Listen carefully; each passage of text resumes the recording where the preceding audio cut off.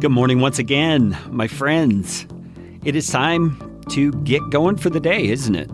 It is really not a matter of what time of day it is, I guess. Any time that we're able to stop and reset our mindset, to be able to reorient ourselves to the direction of God's truth, that is a time that is good for us to get going on the day, isn't it?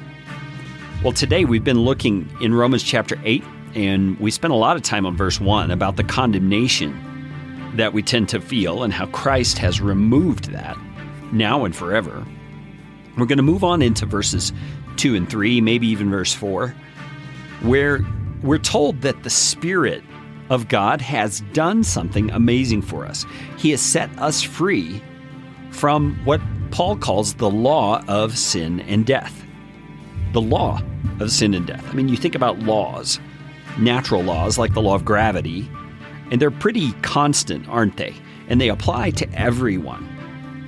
This law of sin that he's talking about is a law that said, past tense, that we were slaves to sin because of the sinful bent we inherited from our ancestor Adam.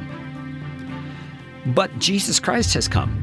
And through the law of the Spirit of life, which is a law of grace, it's a law of substitutionary atonement where Jesus took our place, we have been set free from the law of sin and death. Now, if that is not good news to you, you might want to check your spiritual pulse. You are free from the law of sin and death. So what that means practically is that you no longer have to sin.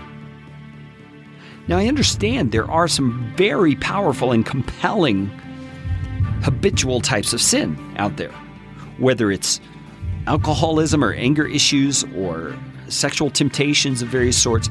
I understand the powerful pull of sin. Absolutely. But that does not make what Paul is teaching here untrue. We just need to understand something more about what he's saying and know how to apply it. Because, see, part of the reason that sinful habits and behaviors have a pull on us and have such a dominant place in our lives at times is because we believe they are that powerful. Well, stop for a moment, and you may say, well, it's not more, you may say it's more than a belief, Carey. It does have a powerful pull on me. I understand that, but I also understand you believe it has a powerful pull on you, right? What would happen if you began to believe, because of what Paul is saying right here, that law of sin no longer has power over you? Wouldn't hope begin to rise? Wouldn't a sense of hope that things can be different, a sense of possibility begin to arise?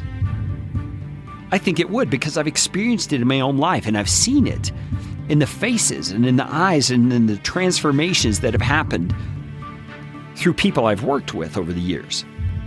You see, belief is powerful. What you believe determines much of your reality. Now, I'm not saying this in that kind of crazy way where you say, I believe gravity doesn't exist, and so therefore you go jump off a building. I mean, that's insanity. That's stepping outside the realm of reality. That's not what I'm talking about here. Because God right here in Romans chapter 8, verse number 2, has told you what reality is for you as a follower of Christ. Reality for you is that you have been set free from the law of sin and death. That is reality. And it's up to you to believe it and begin living according to it, living in the hope that the truth provides. And I'm praying for you today that you will be free this day, maybe just this one day, of those strong urges and pulls that sinful habits have had on your life, so that you can see the hope that is available for you through Jesus Christ, because you have been set free from the law of sin and death. Go out and conquer today, believing that. Let's talk again tomorrow on The Morning Mindset.